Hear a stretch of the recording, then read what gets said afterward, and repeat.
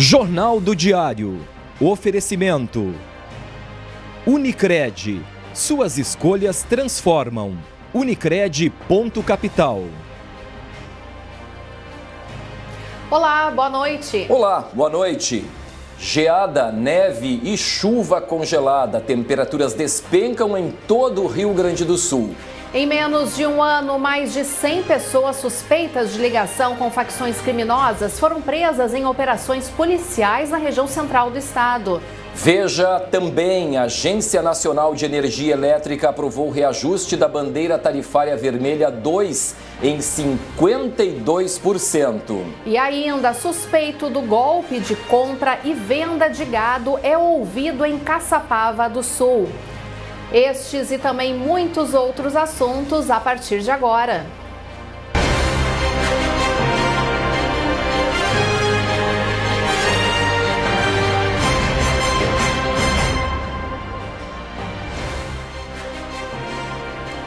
Abrimos a edição de hoje falando de um caso que teve grande repercussão no ano de 2005. Foi presa nesta segunda-feira Marilei Barragan da Silva, condenada a 23 anos de prisão pela morte e esquartejamento da dona de casa Glória Maria da Silva dos Santos, em Santa Maria.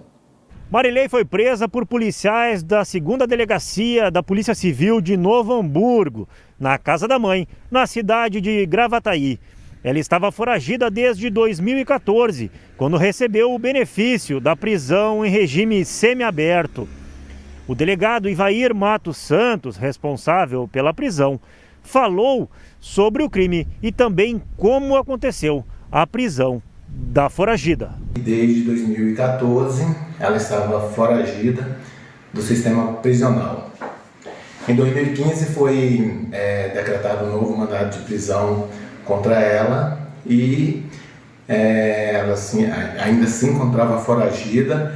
Através de investigação aqui da delegacia de Novo Hamburgo, da 2ª DP de Novo Hamburgo, foi verificado que ela morava em Santa Maria e constantemente ela vinha visitar parentes na região metropolitana. Na data de ontem descobrimos que ela estava em Gravataí e que estava prestes a retornar para Santa Maria. Então nós empreendemos imediatamente, realizamos diligência e logramos êxito em prendê-la no momento em que ela estava saindo da casa da mãe, tentando retornar para Santa Maria. Após a prisão, ela foi levada à delegacia para o registro da ocorrência e logo depois encaminhada ao presídio de Guaíba. Ela foi condenada a 23 anos de prisão pela morte da dona de casa, Glória Maria Silva dos Santos, em 2005 em Santa Maria.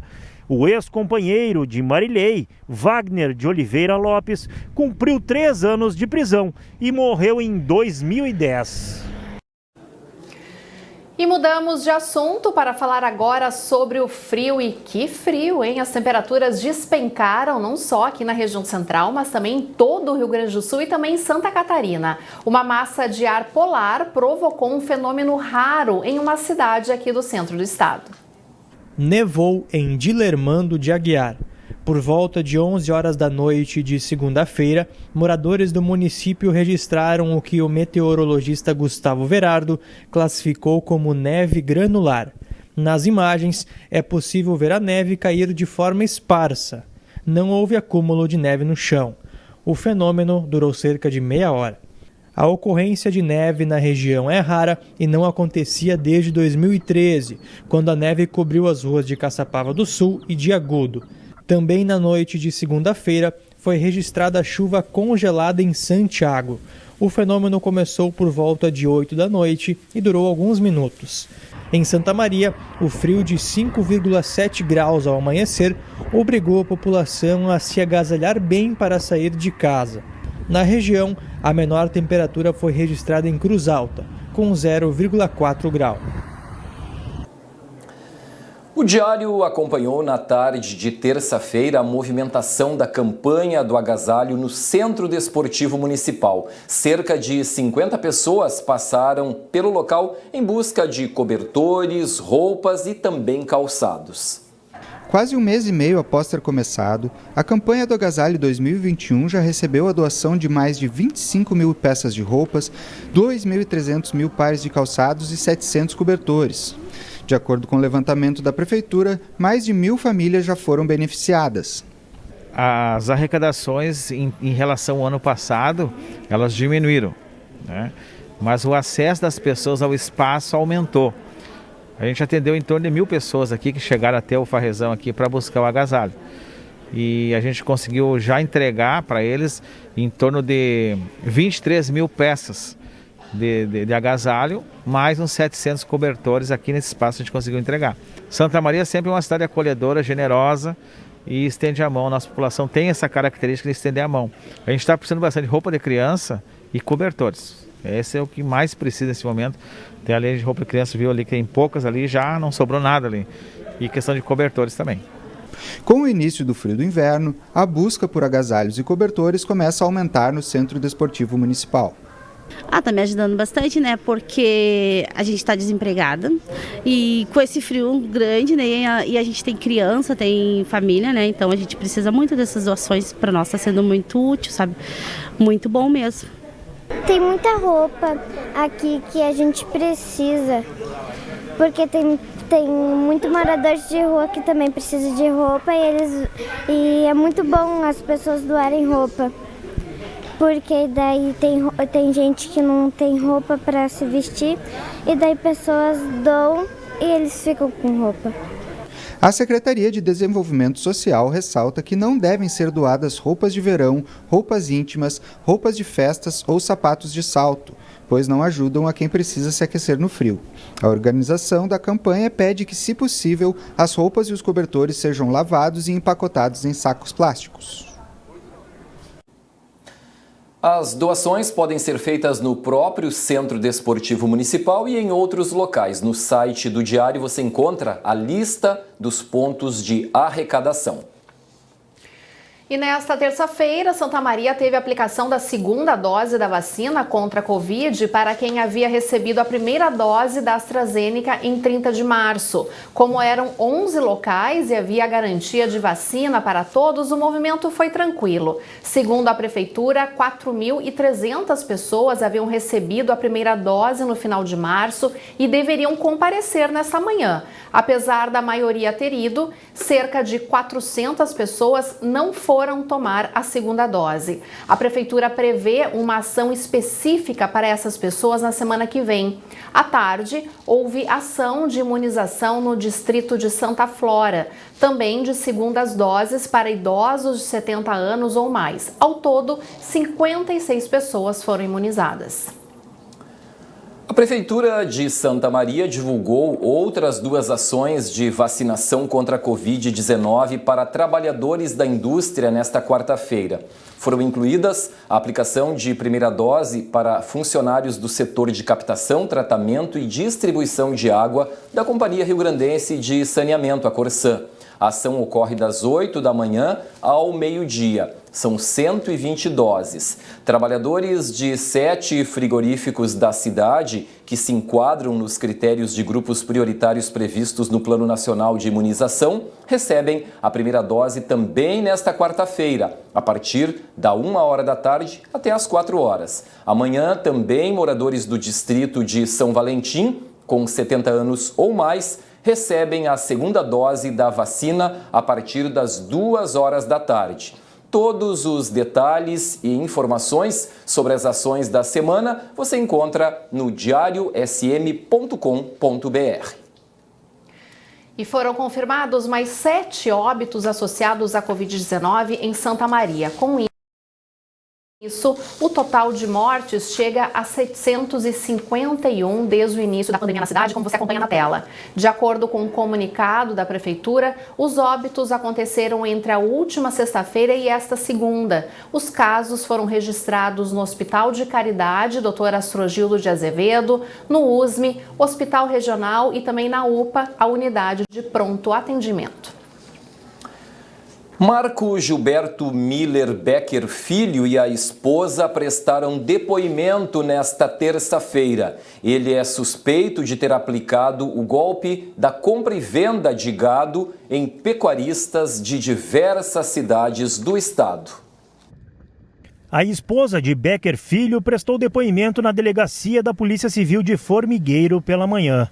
Já ele foi ouvido no presídio estadual de Caçapava do Sul, onde está preso desde 22 de junho.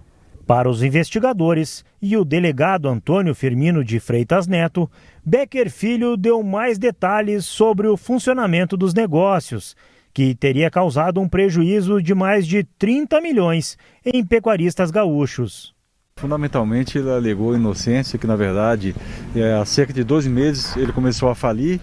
E por mal gerência dos negócios dele, ele não participava muito das compras dos gados. Na verdade, ele fazia uma compra que era intermediada pelos corretores, mas ele normalmente não ia no local. Ele disse que não, na maioria das vezes foi enganado pelo peso do boi. Ele botava um peso e chegava outro. E também que foi enganado também que comprava terneiros, aí chegava gado de sobre-ano, que vale muito menos.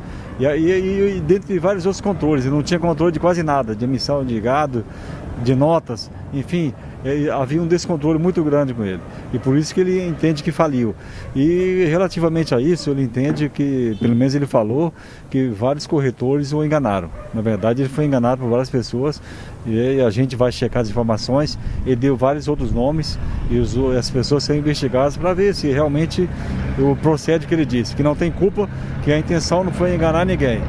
E que pouco antes de ser preso, ele teria tentado fazer empréstimos bancários para pagar seus credores, mas não conseguiu porque foi preso. A Delegacia da Polícia Civil de Formigueiro e a Delegacia Especializada no Combate aos Crimes Rurais e Abigeato, a DECRAB de Bagé, estão investigando pelo menos 70 ocorrências que foram registradas em mais de 10 cidades do estado. O prejuízo ultrapassaria os 30 milhões de reais. Após o depoimento, a esposa de Becker Filho não quis gravar entrevista. Ele segue preso em Caçapava do Sul. A advogada de Marco Becker Filho e da esposa saiu sem gravar entrevista e não atendeu às ligações da nossa reportagem. Lembrando que a esposa de Marco foi ouvida como testemunha, ela não é investigada. E o Jornal do Diário faz agora o intervalo. Nós vamos conferir ao vivo, então, as imagens do centro de Santa Maria, na Avenida Rio Branco, bem nas proximidades ali do Paradão, na esquina com a Venâncio Aires. Movimento de carros tranquilo, as pessoas também circulando, voltando para casa nessa noite fria em Santa Maria. Agora são 6h28 minutos. A gente vai para um intervalo e na volta nós vamos mostrar que desde agosto do ano passado as ações da polícia foram deflagradas em Santa Maria e diversas cidades para conter o avanço de facções criminosas. Nós já voltamos. Numa operação imobiliária espetacular, a construtora Jobim apresenta 2 grandes lançamentos na esquina mais valorizada de Santa Maria. Centenário. Apartamentos de 1 dormitório a partir de 179 mil. Cristo Rei. Uma obra de conceito internacional. Uso misto, residencial, comercial e hotelaria. Apartamentos de 2 dormitórios com suíte, duplex com 1 ou 2 dormitórios e lojas, a partir de R$303 mil. Paisagismo espetacular e um clube exclusivo com academia, salão de festas, restaurante e piscinas. E sorteio de um Porsche entre os compradores. Visite os apartamentos decorados no local. Centenário e Cristo Rei. Investimento para renda garantida. Característica dos empreendimentos da construtora Jobim. Fone 55 3026 4040. So darling, take my hand, you got to understand.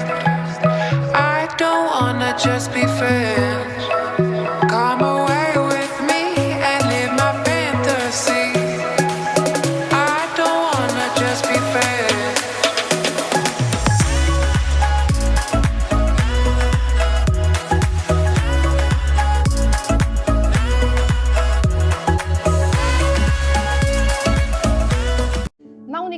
Ponto Capital, suas escolhas transformam o meio ambiente, a sociedade e seus investimentos. São diversas formas de participar e contribuir para um mundo mais sustentável. Cooperados de cada agência concorrem a bicicletas, patinetes e projetos fotovoltaicos. E no sorteio final, todos concorrem a uma bike elétrica e a uma BMW i3. Aproveite o cupom para novos associados. Suas escolhas transformam. Participe! Se você é de Santa Maria e deseja fazer seu implante dentário, você precisa vir para a Oral Sim. Nós faremos um diagnóstico completo de como anda a sua saúde bucal. A Oral Sim é a número 1 em implantes dentários.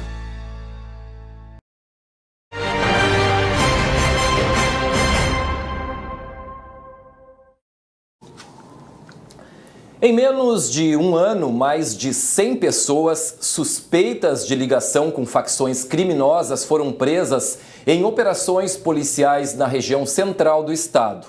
Desde agosto de 2020, ações da Polícia Civil, em conjunto com outros órgãos de segurança, foram deflagradas em Santa Maria e em outras 5 cidades para tentar conter o avanço desses grupos para municípios menores. Confira na reportagem especial de Laís Lacerda. As facções criminosas têm migrado em busca de mais espaço e de um novo mercado consumidor de drogas. Há cerca de 7 anos, grupos da região metropolitana começaram a se instalar em outros polos, como Santa Maria. Há 3 anos, essas facções começaram a atuar em cidades menores, o que fez com que os índices de criminalidade aumentassem em municípios de pequeno porte, como Restinga Seca. E realmente, Restinga Seca era uma cidade tranquila, a gente podia sair, deixar a casa aberta, andar na rua de noite. E nos últimos tempos para cá, com a chegada dessas facções aqui no nosso município, a criminalidade aumentou bastante, principalmente na parte das vilas, onde todas, em seguida, tem a polícia batendo, arrombando casa e pegando o pessoal. Isso vem gerando também a insegurança, porque a gente não sabe mais hoje quem está no nosso meio, se é pessoas daqui, muita gente de fora, a gente vê circulando na cidade. Isso vem gerando constrangimento também até para as pessoas do comércio, no qual eu trabalho no ramo do comércio. E o pessoal está com a insegurança, como vem acontecendo roubos, né? Devido às facções que tem as drogas que vendem na cidade. E isso então deixa a gente bastante preocupada. A polícia vem fazendo o trabalho dela, mas cada vez vem aumentando mais. As facções criminosas surgiram no Brasil na década de 1970, dentro da cadeia Cândido Mendes, em Ilha Grande, no Rio de Janeiro. Elas são definidas como um grupo de pessoas que articulam de forma organizada e planejada ações criminosas, como homicídios e assaltos. Os grupos possuem níveis hierárquicos muito bem definidos e entram em guerra uns com os outros para conquistar territórios e determinar quem irá comandar a região do tráfico de drogas. Além de Santa Maria e Restinga Seca, a polícia, por meio dos setores de inteligência das instituições, tem investigado esses grupos também em Agudo, São Cepé, Júlio de Castilhos e Tupanciretã. Dentro das investigações, a polícia mira nas lideranças, que muitas vezes estão dentro dos presídios e coordenam as guerras que existem entre as facções na disputa de territórios. O especialista em segurança Eduardo Pazinato acredita que 2 fatores colaboram na migração para o interior: a transferência de presos e os programas de combate à criminalidade do governo do estado.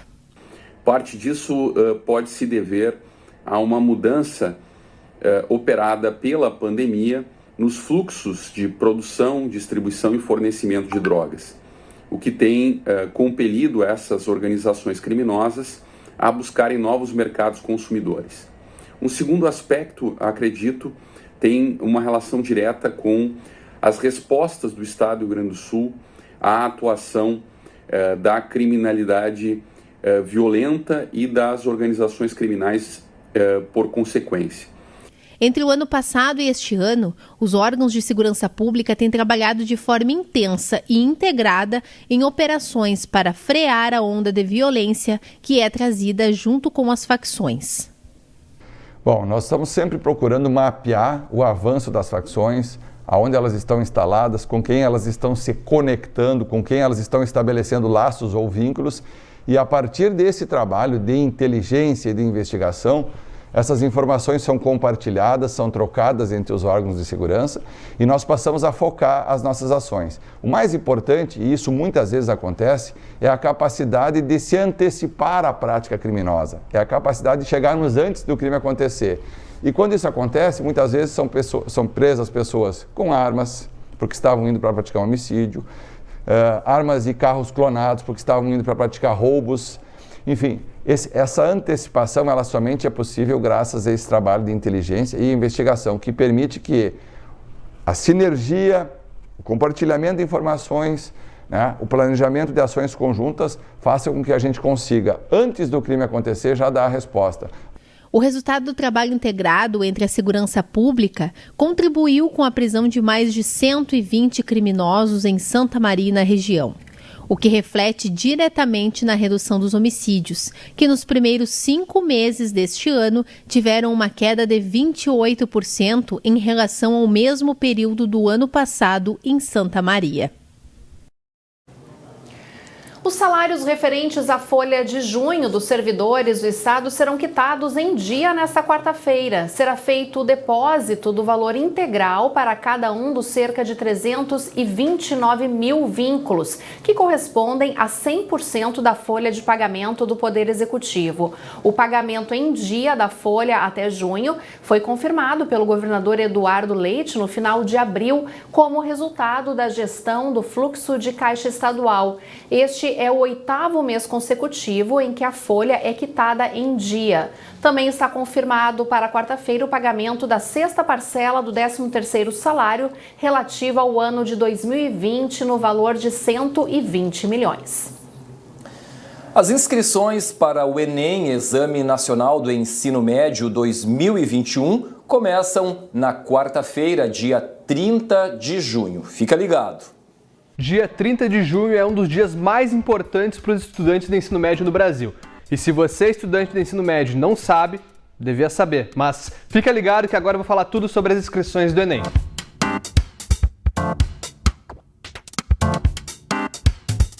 As inscrições começam nesta quarta-feira, em 30 de junho, e vão até dia 14 de julho. É tudo online na página do participante lá no site do INEP. O Enem Digital começou em 2020 e vai se repetir novamente em 2021. Mas a versão digital é exclusiva para quem está no 3º ano do ensino médio. Os treineiros, que é quem faz o Enem, mas não é para passar na universidade e não está no 3º ano, só vão poder fazer a versão no papel.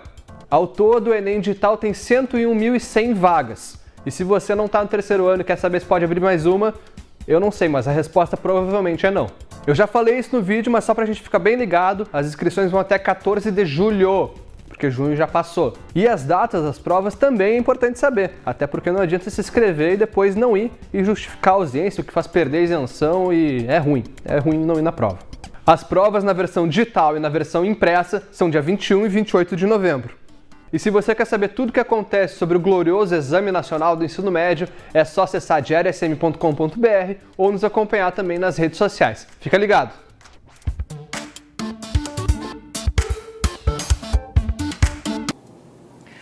A ANEEL, Agência Nacional de Energia Elétrica, aprovou nesta terça-feira o reajuste da bandeira tarifária vermelha 2 em 52%. Esse é o assunto do comentário de hoje do jornalista Denis Olim. Boa noite, Denis. O reajuste vale a partir de quando? Boa noite, Kellen. Boa noite a todos. Ele vale a partir desta quinta-feira, dia 1º, quando esse novo valor já vai entrar em vigor. Na prática, a bandeira vermelha nível 2 já está vigorando desde maio. O valor extra era de R$ 6,24 a cada 100 kWh consumidos e vai subir para R$ 9,49 a cada 100 kW. Na realidade, a ANEEL queria um valor até mais alto, de R$ 11,50, mas os conselheiros não aprovaram. Então, o reajuste é de 52% nessa taxa extra, em função da crise energética no Brasil, porque as hidrelétricas estão com pouca água, os reservatórios na maior parte do Brasil estão com pouca água, e é preciso ligar as termoelétricas, que consomem bem mais, têm bem mais custos, porque ou são movidas a carvão, óleo diesel ou gás. Então, é um problema, né, nessa época do ano, não é uma questão do governo que quer ou não quer aumentar a luz, é uma necessidade. Por quê? Porque é uma grave crise hídrica que há muito tempo não ocorria, e claro que tem o problema de falta de investimento ao longo dos anos. A gente sabe que os governos têm investido em usinas, em redes de distribuição, mas acabam sendo insuficientes. Daí, nessa época de crise, sempre faz falta. Por isso, acaba se tendo de ligar as termoelétricas, em que o custo é bem mais elevado. Só para dar um exemplo do BAC, né? Quem pagava uma conta de luz em média de R$300 até fevereiro, março, quando a bandeira tarifária ainda não estava no verde, que não tinha essa taxa extra, essa bandeira foi se elevando, né, que o Brasil começou a perceber o problema hídrico. Em maio entrou para o nível 2, em que foi R$ 6,24 a mais de cobrança extra. E para piorar, coincidiu com o reajuste de 10% praticamente da RGE agora em junho.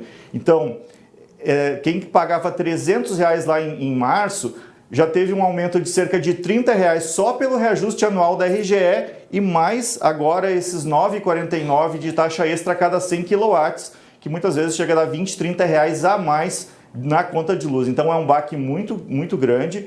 E, infelizmente, né, nos governos passados se investiu em dinheiro do BNDES para construtoras brasileiras fazerem usinas em outros países, e não se fez hidrelétricas aqui no Brasil. Foram feitas algumas, mas poderiam ter sido feitas bem mais para amenizar essa crise agora que a gente está vivendo. E quem vai pagar a conta somos nós, não tem muito o que fazer a não ser tentar economizar.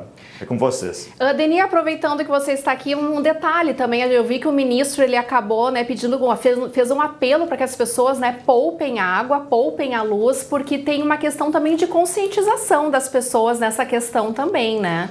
Sim, é uma questão de conscientização, porque a gente sabe que muita gente às vezes desperdiça, né? A gente lembra que, por exemplo, na minha família, antigamente, você deixar uma luz acesa em casa de forma desnecessária parecia algo, um crime, né? Era inaceitável. Hoje em dia, muita gente se acostumou, né, pela comodidade. Tem ar-condicionado que não tinha antigamente, aquecedor, então há um consumo bem maior, né, que é bom para o conforto das pessoas, mas muita gente acabou se desligando, né, não dá muita bola, e acabou havendo um consumo bem irracional muitas vezes. Agora, a tarifa justamente é mais alta para forçar a população a cuidar mais e a se controlar para tentar contribuir. Outra dúvida que vai ficar é se esse ano vai haver ou não o horário de verão. A princípio não tem tido nos últimos anos, nesse atual governo, mas não se sabe ainda o que vai acontecer no verão. Tá certo, então, Deni, obrigada pelas informações, a gente vai sentir no bolso, então, né? E nesse período é mais difícil ainda, né? Os gastos aumentam aí, porque, principalmente com o frio que a gente está enfrentando aqui no nosso estado, né? O consumo aumenta de ar-condicionado, enfim, aquecedores. Tem que ter cuidado mesmo, porque senão depois não adianta, né? Como sempre, o consumidor final é que paga a conta, né, Kelly? O Jornal do Diário faz um intervalo com imagens ao vivo das câmeras do CIOSP, que mostram neste momento, confere aí a BR-158 em Santa Maria, bem no trecho da subida para a Serra, em direção a Itaara, no trevo do Castelinho. No próximo bloco você confere as notícias do esporte local. Tem ainda a previsão do tempo para quarta-feira e o frio segue, hein? Veja os detalhes em seguida. Agora, 6h44, o JD volta em instantes.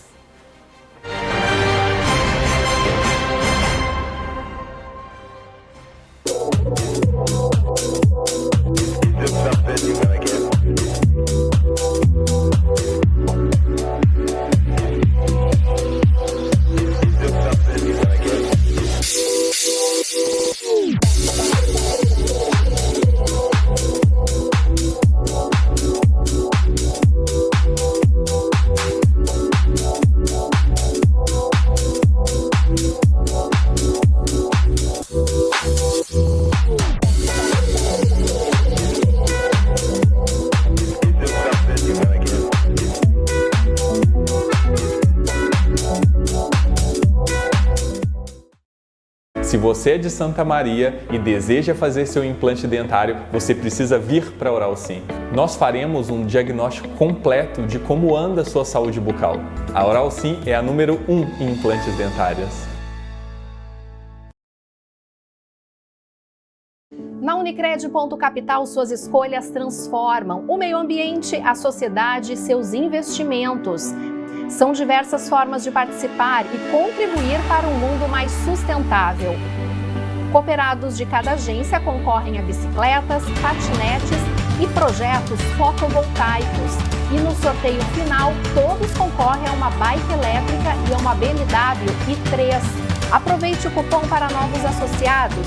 Suas escolhas transformam. Participe! Numa operação imobiliária espetacular, a construtora Jobim apresenta 2 grandes lançamentos na esquina mais valorizada de Santa Maria. Centenário. Apartamentos de 1 dormitório a partir de 179 mil. Cristo Rei. Uma obra de conceito internacional. Uso misto, residencial, comercial e hotelaria. Apartamentos de 2 dormitórios com suíte, duplex com 1 ou 2 dormitórios e lojas, a partir de R$ 303 mil. Paisagismo espetacular e um clube exclusivo com academia, salão de festas, restaurante e piscinas.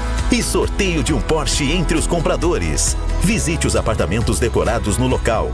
Centenário e Cristo Rei. Investimento para renda garantida. Característica dos empreendimentos da construtora Jobim. Fone 55 3026 4040.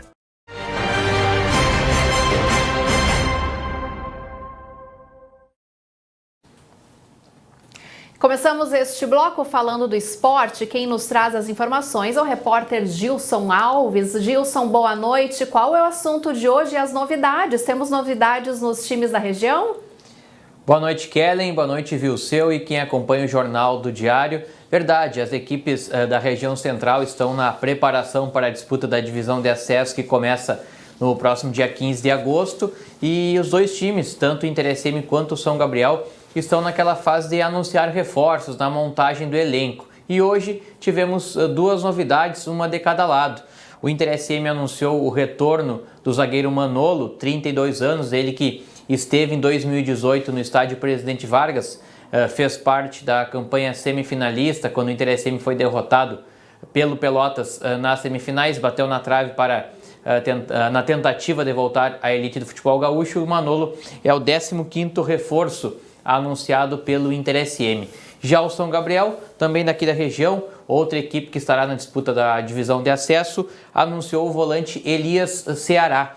E este já é o 19º nome do São Gabriel que o tricolor gabrielense anuncia, então, nesse processo também de montagem do elenco. O Intercm começa a pré-temporada no dia 12 de julho. O São Gabriel não anunciou ainda oficialmente a data do início dos trabalhos, mas isso deve ocorrer um pouco antes, por volta do dia 10 de julho. E as 2 equipes, então, que se enfrentam, inclusive, na estreia da divisão de acesso, na primeira rodada, marcada para o dia 15 de agosto, no estádio Presidente Vargas, o clássico regional entre Intercm, então, e São Gabriel. Lembrando que os 2 estão no grupo B e terão como adversários na primeira fase, além de um enfrentar o outro, claro, 2 vezes. Ainda na mesma chave tem o Avenida de Santa Cruz do Sul, o Bagé, o Guarani de Bagé, o Guarani de Venâncio Aires, o Lajadense e o Avenida. São 8 equipes na chave, todos contra todos, e os 4 melhores avançam à fase semifinal. E aí depois é aquela fórmula mata-mata que a gente diz, né? 2 jogos ida e volta, quartas de finais, semifinais até chegar às finais, então, e quem forem, ou os times que forem os 2 finalistas são os que garantem vaga na elite do futebol gaúcho para o ano que vem, daí 2022. Essas as informações, então, das equipes da região. Tá certo. Tá bem. Está certo, Gilson. Muito obrigado aí pelas informações. E agora nós vamos conferir alguns dos assuntos que vão estar na edição impressa do Diário de Santa Maria nessa quarta-feira. Boa noite, Pedro Pavan. Quais são os destaques? Boa noite, Kellen. Boa noite, Vilseu. Boa noite a todos que nos assistem ao vivo aqui no Jornal do Diário. Na nossa edição impressa desta quarta-feira, a Editoria de Cultura traz uma matéria sobre as alternativas propostas aí pelas escolas de samba de Santa Maria para manter as entidades vivas junto às comunidades. Lembrando que não temos desfiles de rua aqui em Santa Maria desde 2015. Também na nossa edição impressa desta quarta-feira, na Editoria de Segurança, vamos trazer mais detalhes sobre o caso do Rei do Gado.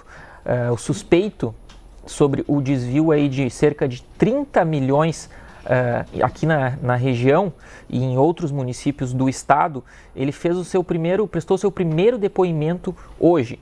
Então a gente traz todos os detalhes do que esse suspeito teria dito à polícia. Ele nega o crime. Também na nossa editoria de segurança, a polícia efetuou a prisão da mulher que esquartejou uma dona de casa. Ela estava foragida há 7 anos. Esse caso repercutiu bastante aqui em Santa Maria e região. Volto com vocês, Kellen e Vilseu. Obrigada, Pedro, pelos destaques, e nós voltamos agora a falar do frio, porque teve quebra de recorde na região central. Vamos conferir o que diz o meteorologista Gustavo Verardo. Olá, boa tarde a todos. Não foi só impressão, não. A tarde de hoje foi muito fria em todo o estado gaúcho. E para a gente ter ideia, de tanto frio, a gente teve quebra de recorde hoje em Santa Maria. Tivemos a tarde mais fria do ano para um mês de junho em 60 anos. Ou seja, desde 1961 não tínhamos uma máxima tão baixa em um mês de junho na cidade. A temperatura hoje ficou em torno de 8,1 graus, mas devido ao vento, a sensação térmica durante a tarde atingiu até os 2 graus. Amanhã já não há mais indicativo de máximas tão baixas, mas o frio ainda continua bastante intenso. E como o Verardo já confirmou, o frio segue intenso nesta quarta-feira e a gente acompanha agora, Kellen, as temperaturas para amanhã. Vamos ver aí Santa Maria, amanhã, 4 graus, a mínima, máxima de 12. Na quinta-feira também, mínima de 4, máxima não passa dos 16. Sexta-feira, 7 graus, a máxima não passando dos 18. No sábado, 8 graus e a máxima não passa dos 17 graus.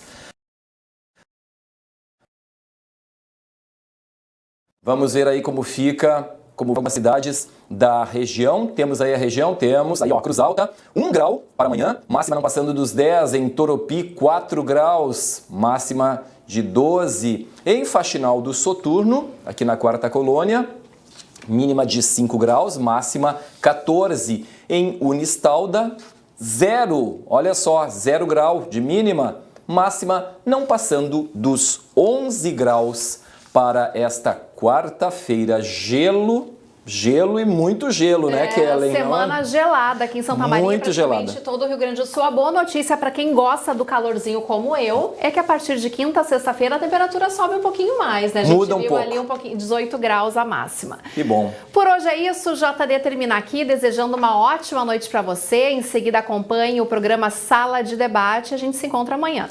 Bom descanso e fique agora com um pouco mais das imagens aí do início gelado de terça-feira. Boa noite e até amanhã.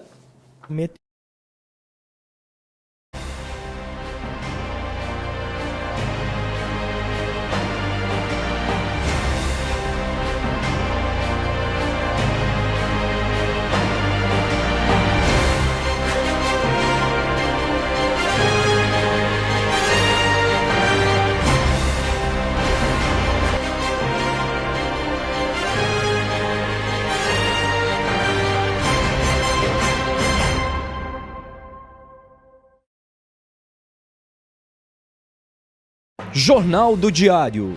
Oferecimento. Unicred. Suas escolhas transformam. Unicred.capital.